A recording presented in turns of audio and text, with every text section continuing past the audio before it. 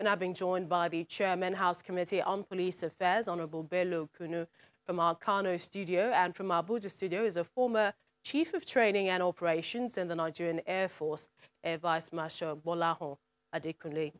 I'd like to welcome you both to the program.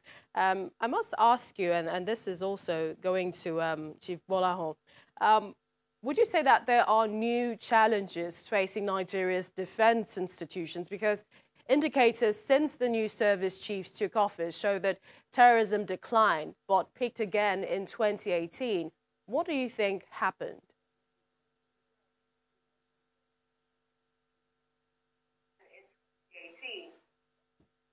Contribute my own quota to what is our most important national question for now. I believe when the service chiefs were appointed, they were given clear marching orders by His Excellency, the President and Commander-in-Chief. And they got their execution right. They executed what they needed to do. And to the glory of God, we reclaimed about 11 local government areas which were as at then under the control of Boko Haram, if my memory serves me right. Now, if you know what an insurgency is, it's not something that dies or gives up easily.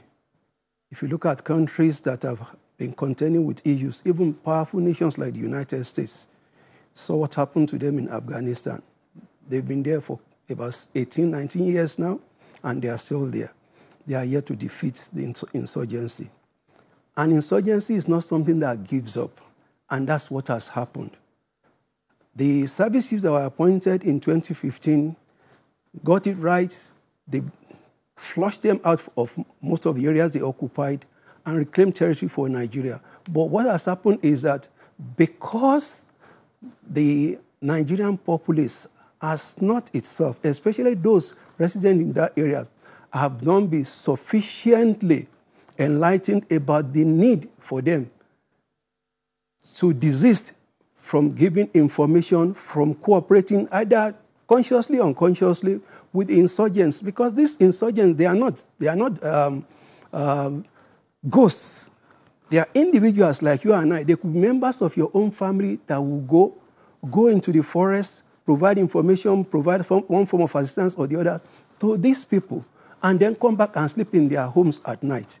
So until we are able to win the hearts and minds of the people sufficiently for them to see that they need to have a buy-in into this fight against insurgency, I'm afraid we may be in for a very long haul. And like I said, our people also need to be very patient with the government of the day.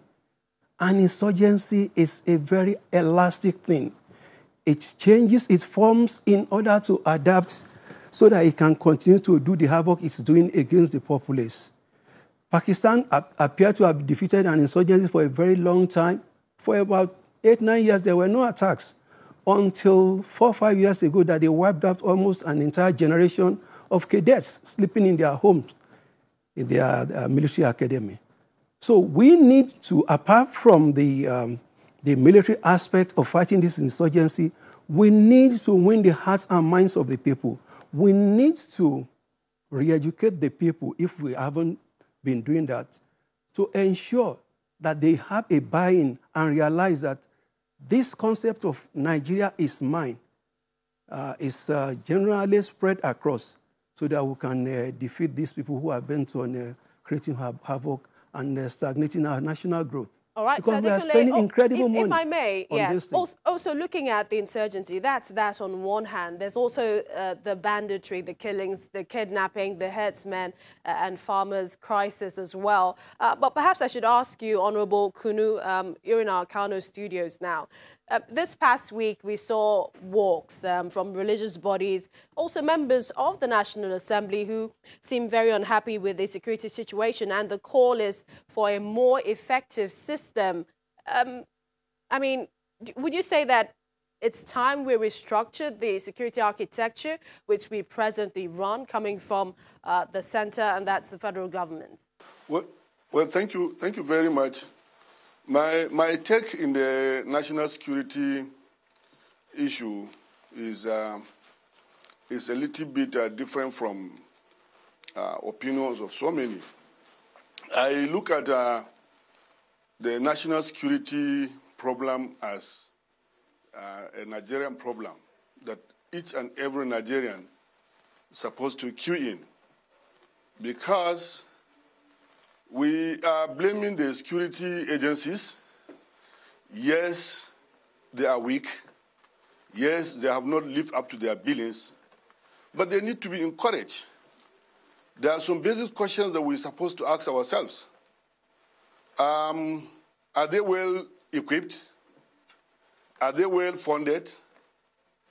And is there synergy between the sister agencies, that they look more nationalist in fighting the insurgency and the insecurity in land? The answer is far from this. Go and check in the history of this country up to this moment. There have not been any 1 square meter of a land in this country that is not being supervised by somebody. So you can now tell me that there will be movement of either insurgents, kidnappers, or whatever, whoever is causing unrest that cannot be traced. If our intelligence gathering is very effective, I want to tell you for free that we can successfully man this land, man this country. 2, the internal policing, internal security of this country is supposed to be handled by the police. But in the situation we are here facing today, the military who presupposed to man our territory are on our roads, mounting roadblocks. There is no synergy between immigration and manning our borders.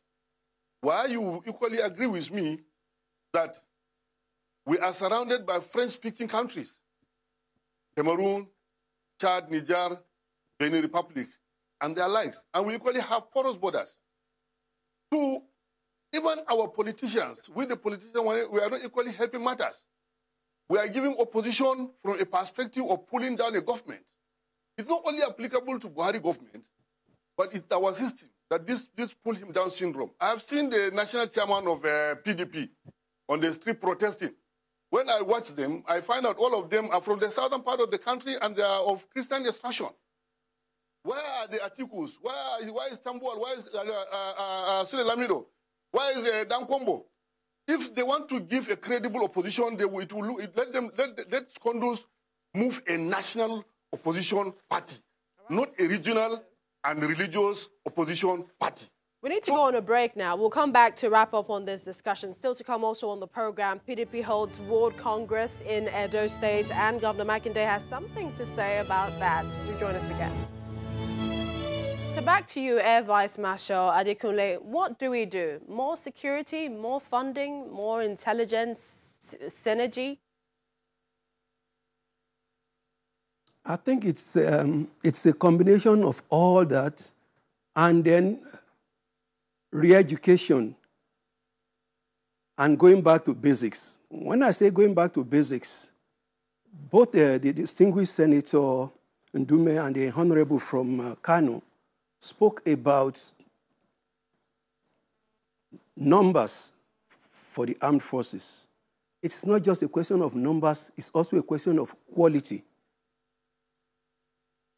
When we were in ECOMOG started as a peacekeeping operation.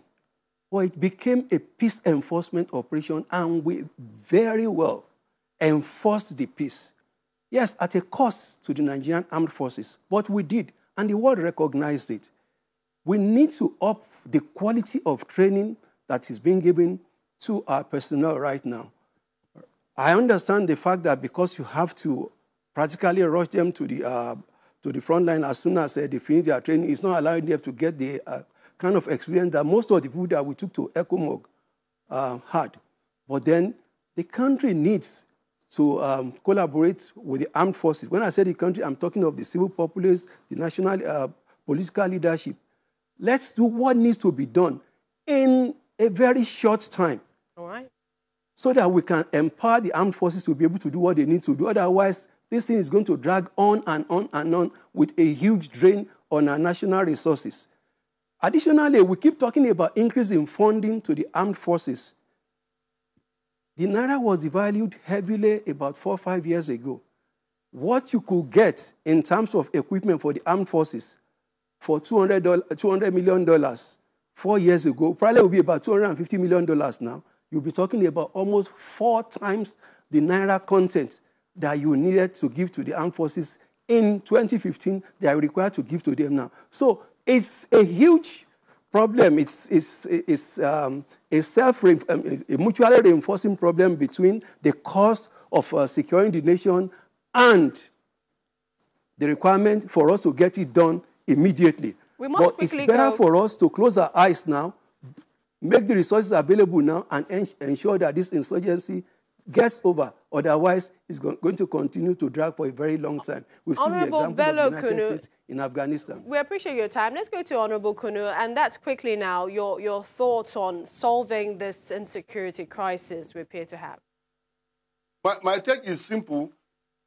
Section 14B of the Constitution of the Federal Republic of Nigeria defines the primary responsibility of government is to protect life and property. So if the whole Nigerian money will be committed to protection of life and property in this country, there's no loss.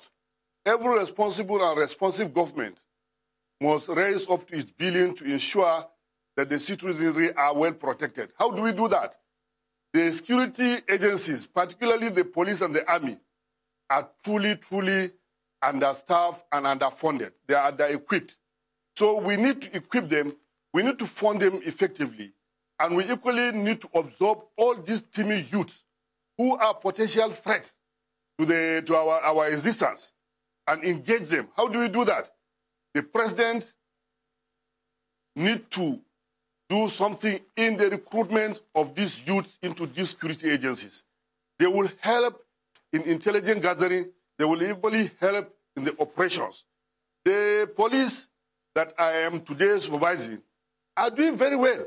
But I know the budget of the Nigerian police. What is their overhead and what is their capital? Truly, it is nothing to write home about. And I believe so is applied to the army, to the national security, and all other sister agencies. So I'm of the opinion that there will be...